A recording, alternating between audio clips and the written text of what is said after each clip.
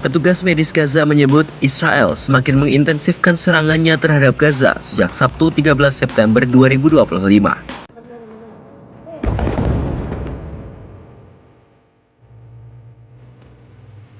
واللجنة العسكرية العليا بعقد اجتماع عاجل في الدوحة، والهدف هو تبيين الوضع الدفاعي وتفعيل آليات الرد بالاتفاق المشترك لحماية الأمن. Penderitaan warga Gaza tidak pernah berhenti. Sejak dentuman pertama terdengar, hidup mereka berubah menjadi perjalanan panjang tanpa arah. Setiap pagi disambut oleh asap hitam, setiap malam diwarnai ledakan. Tidak ada jeda, tidak ada waktu untuk bernapas lega. Yang tersisa hanyalah rasa takut, kelaparan dan kehilangan yang terus menumpuk hari demi hari. Serangan besar-besaran Israel yang dimulai sejak Senin tidak terjadi dalam ruang hampa.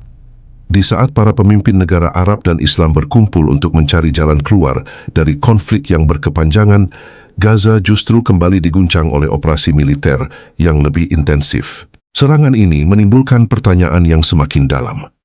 Apakah tujuan sebenarnya sekadar memburu kelompok bersenjata, atau ada rencana sistematis untuk menghapuskan kehidupan sipil dari tanah Gaza? Pertanyaan inilah yang kini bergelayut di pikiran banyak orang, sementara ribuan warga Palestina harus membayar jawabannya dengan darah dan air mata. Di barat kota Gaza, Menara Al-Ghafri menjadi saksi bisu bagaimana sebuah simbol peradaban dihancurkan. Bangunan menjulang yang menampung kantor media dan ratusan keluarga pengungsi itu dihantam rudal setelah penduduknya dipaksa keluar. Dalam hitungan detik, menara runtuh menjadi debu. Peristiwa itu seolah mengirim pesan keras, bahkan gedung-gedung yang seharusnya aman bisa berubah menjadi kuburan kapan saja. Dampaknya langsung terasa di jalan-jalan kota. Ribuan orang tumpah ruah ke Rashid Coastal Street, arus manusia yang bergerak menuju selatan. Mereka bukan lagi pejalan kaki biasa, melainkan para pengungsi yang membawa sisa-sisa kehidupan mereka di atas pundak. Ada yang mendorong kursi roda berisi anak sakit, ada yang menyeret koper pecah, bahkan ada yang hanya membawa sebotol air untuk seluruh keluarga. Semua berharap bisa menemukan perlindungan di Al-Mawasi yang digembar-gemborkan sebagai zona aman. Namun sesampainya di sana, kenyataan jauh lebih pahit dari yang dibayangkan. Al-Mawasi hanyalah hamparan tenda plastik yang penuh sesak. Air bersih nyaris tidak ada. Makanan terbatas dan harus diperebutkan. Toilet umum terlalu sedikit, sehingga penyakit menular dengan cepat. Anak-anak kurus dengan perut buncit karena gizi buruk berlarian tanpa alas kaki, sementara orang tua terbaring tanpa obat. Banyak yang akhirnya meninggal bukan karena bom, melainkan karena lapar dan sakit yang tak tertangani. Kementerian Kesehatan Palestina menyebut situasi ini sebagai krisis kemanusiaan yang mematikan. Setiap hari, jumlah korban bertambah bukan hanya di medan serangan, tetapi juga di kamp pengungsian. Ada yang meninggal dalam perjalanan mencari tempat aman, ada yang kehabisan napas di tenda penuh sesak. Ada pula yang tubuhnya tak pernah ditemukan karena tertimbun reruntuhan bangunan. Angka-angka yang tercatat menunjukkan skala kehancuran yang luar biasa. Sejak awal September tahun 2025, Israel telah menghancurkan 70 menara dan bangunan tempat tinggal, merusak 120 bangunan lainnya, serta meluluh lantakan lebih dari 3.500 tenda. Akibatnya, sekitar 350.000 orang dipaksa meninggalkan rumah mereka. Ini bukan sekadar perpindahan, melainkan penghapusan paksa sebuah komunitas dari tanah kelahirannya. Namun media Israel justru menyebut hal ini sebagai fase baru dari operasi militer. Channel 12 Israel melaporkan bahwa serangan udara dilakukan bukan hanya untuk menghancurkan target, melainkan untuk mempercepat eksodus paksa. Pemerintah Israel disebut kecewa dengan lambatnya evakuasi, sehingga bom dijadikan alat untuk mengusir warga dengan lebih cepat. Bagi warga Gaza, pesan itu jelas. Mereka diminta meninggalkan tanah mereka sendiri atau mati di atasnya. Senin lalu, rumah sakit mencatat 57 warga Palestina tewas hanya dalam satu hari, dengan 36 diantaranya di kota Gaza. Di antara korban terdapat seorang ibu yang sedang mengantri bantuan makanan, seorang ayah yang berusaha mengevakuasi anak-anaknya, serta seorang bocah yang tubuhnya ditemukan memeluk tas sekolahnya. Hingga hari ini, Jumlah korban sejak 7 Oktober telah melampaui 64.000 orang. Sementara yang terluka mencapai lebih dari 160.000. Mayoritas korban adalah anak-anak dan perempuan. Mereka yang seharusnya paling dilindungi justru menjadi yang paling menderita. Ironisnya, bahkan tempat yang disebut zona aman pun tidak pernah benar-benar aman. Di Al-Mawasi, sebuah tenda pengungsi dihantam bom, menewaskan 6 orang termasuk anak-anak.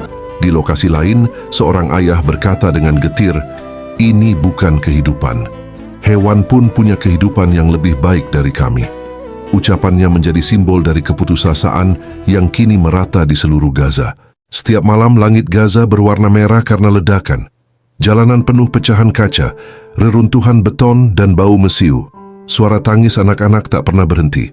Di rumah sakit, dokter dan perawat bekerja siang malam tanpa istirahat, seringkali hanya dengan lampu darurat karena listrik padam. Mereka harus memilih siapa yang dirawat lebih dulu, karena obat tidak cukup untuk semua.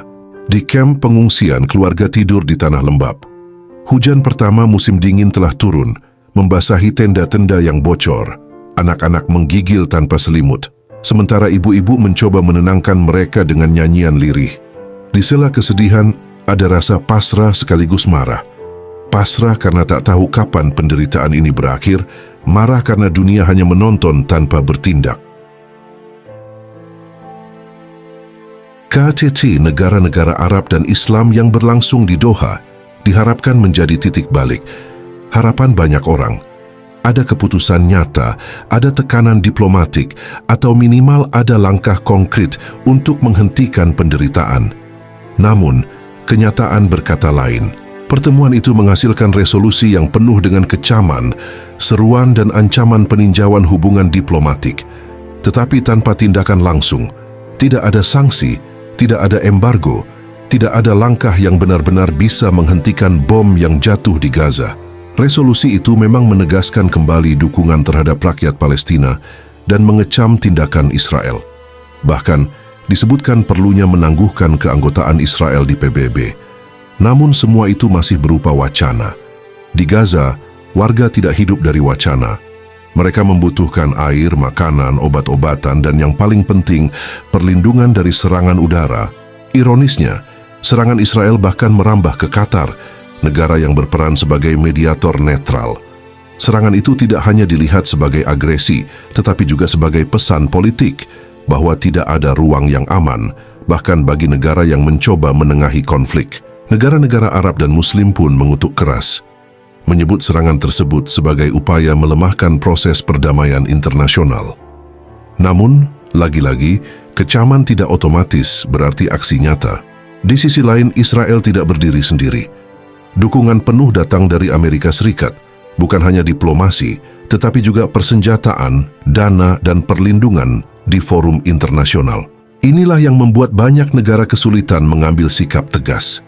Setiap resolusi yang diajukan di PBB hampir selalu kandas karena veto dari Washington. Akibatnya, Gaza menjadi semacam laboratorium konflik, di mana hukum internasional bisa diabaikan tanpa konsekuensi serius. Namun bahkan di dalam tubuh militer Israel sendiri, muncul keraguan. Kepala Staf IDF Letnan Jenderal Eyal Zamir dikabarkan meragukan keberhasilan rencana pencaplokan kota Gaza. Ia secara terbuka mengatakan bahwa Hamas tidak bisa benar-benar dikalahkan, bahkan jika Israel berhasil menguasai wilayah tersebut. Menurutnya, Perdana Menteri Benjamin Netanyahu tidak memberi arah yang jelas tentang tahap berikutnya.